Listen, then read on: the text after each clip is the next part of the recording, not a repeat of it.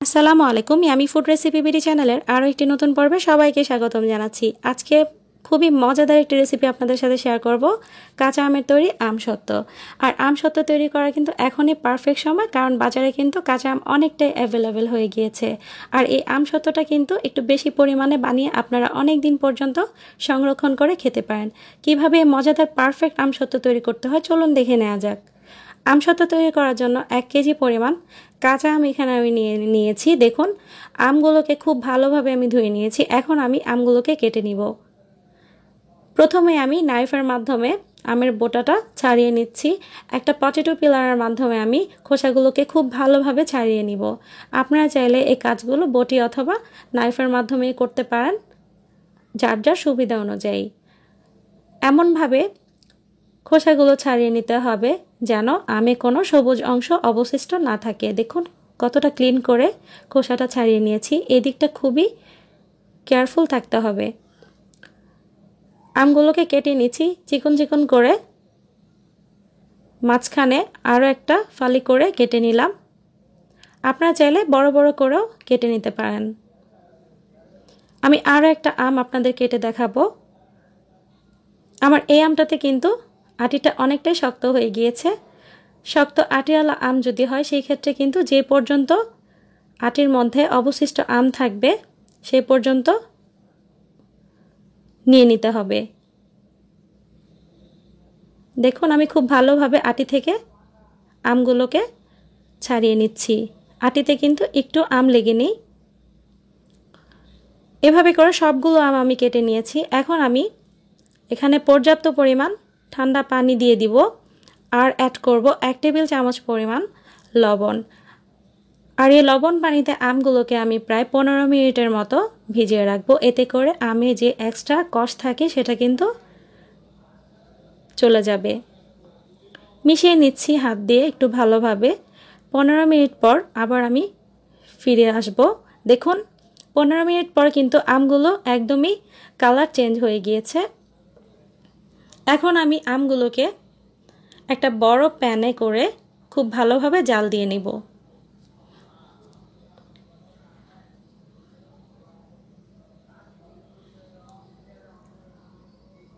দিয়ে দিলাম আমগুলো। এখন আমি এখানে অ্যাড করব 1 কাপ পরিমাণ পানি আর ঢেকে দিব 10 মিনিটের জন্য, যেন আমগুলো খুব ভালোভাবে সিদ্ধ হয়ে যায়। ফিরে আসবো 10 মিনিট পর। দেখুন 10 মিনিট পর কিন্তু আমগুলো অনেকটাই সিদ্ধ হয়ে গিয়েছে, কিন্তু পানিগুলো কিন্তু এখনও রয়ে গিয়েছে। আর আমগুলো কিন্তু আমি আরও একটু সিদ্ধ করব, সেজন্য আরও 5 মিনিটের জন্য আমি ঢেকে দিব আমগুলোকে। 5 মিনিট পর আবার একটু চেক করে নিচ্ছি। দেখুন আমগুলো কিন্তু একদমই গলে গিয়েছে, পানিগুলো কিন্তু অনেকটাই শুকিয়ে গিয়েছে। এখন আমি আমগুলোকে একটা স্ট্রেনারে করে ছেঁকে নেব। আপনারা চাইলে ব্লেন্ডও করে নিতে পারেন। তবে আমগুলো এতটাই গলে গিয়েছে এখন আর মনে হচ্ছে ব্লেন্ড করার কোনো প্রয়োজন নেই। এভাবেই কিন্তু ছেঁকে নিলেই হয়ে যাবে। এভাবে ছেঁকে নিলে কিন্তু আমের পিউরিটা অনেকটাই স্মুথ হয়। দেখুন অনেকটাই আমগুলো গলে গিয়েছে, সেজন্য কিন্তু অনেক সহজেই পিউরিটা আলাদা করা যাচ্ছে। আমার আমগুলোতে অনেক বেশি আঁশ ছিল না। দেখুন অবশিষ্ট কিন্তু বেশি পরিমাণ কিছু বের হয়নি, ফেলে দিলাম আমি অবশিষ্টগুলো। এভাবে করে সবগুলো আম আমি ছেঁকে নিলাম। এখন চলে যাব মূল স্টেপে। একটি প্যানে আমি সবগুলো আমের পিউরি নিয়ে নিচ্ছি। এখন আমি এতে অ্যাড করব 1 চা চামচ পরিমাণ বিট লবণ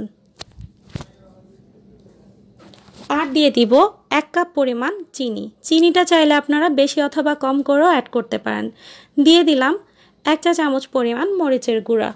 আপনারা চাইলে এখানে চিলি ফ্লেক্সও অ্যাড করতে পারেন, অথবা 5 ফোড়নের যে পাউডার থাকে সেটাও অ্যাড করতে পারেন। তবে আমি কিছুই করিনি, কারণ এটা এমনিতেই খেতে অনেক বেশি টেস্টি হয়।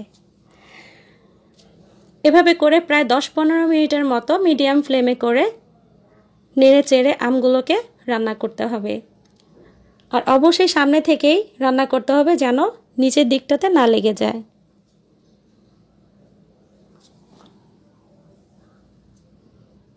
আমার প্রায় হয়ে গিয়েছে আমসত্ত্ব।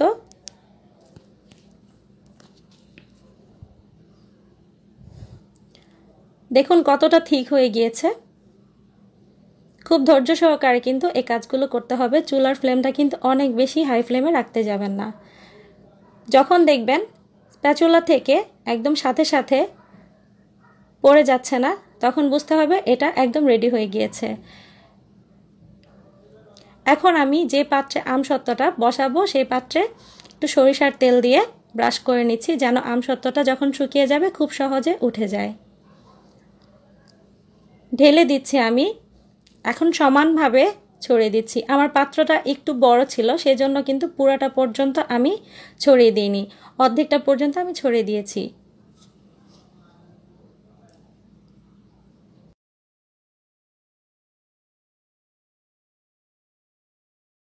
চাইলে কিন্তু এই আমসত্ত্বটাকে কোনো স্টিলের পাত্রে অথবা স্টিলের কোনো প্লেটেও কিন্তু সেটিং করে নিতে পারেন। তবে মনে রাখতে হবে আমসত্ত্বটা যেন সবটা সাইডেই এর পুরুত্ব ঠিকঠাক থাকে।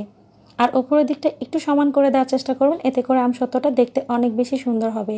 আমি কিন্তু আমসত্ত্বটাকে একটু মোটা করে বানিয়েছি, আপনারা চাইলে আরও একটু পাতলা করেও কিন্তু বানিয়ে নিতে পারেন। এখন আমি এই আমসত্ত্বটাকে 3 দিন পর্যন্ত রোদে শুকিয়ে নিব। 3 দিন পর দেখুন আমার আমসত্ত্বর এই হাল হয়েছে, একদম শুকিয়ে গিয়েছে। সাইডগুলো কিন্তু ছেড়ে ছেড়ে এসেছে একদম।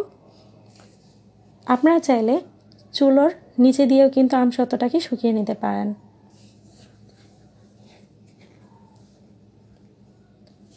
আমার আমসত্ত্বটা একটু মোটা ছিল, সেজন্য একটু বেশি সময় লেগে গিয়েছে। তবে পাতলা করে বানালে কিন্তু এতটা সময় লাগবে না শুকানোর জন্য। 2 দিনই অনেকটাই যথেষ্ট। এখন আমি একটা নাইফের মাধ্যমে আমসত্ত্বটাকে আমার পছন্দ অনুযায়ী কেটে নিচ্ছি। আমি একটু লম্বা করেও কেটে নিচ্ছি আর ফোল্ড করে নিচ্ছি আমার ইচ্ছে অনুযায়ী। আর কিছু আমি কাটবো ম্যাঙ্গো বারের মতো করে।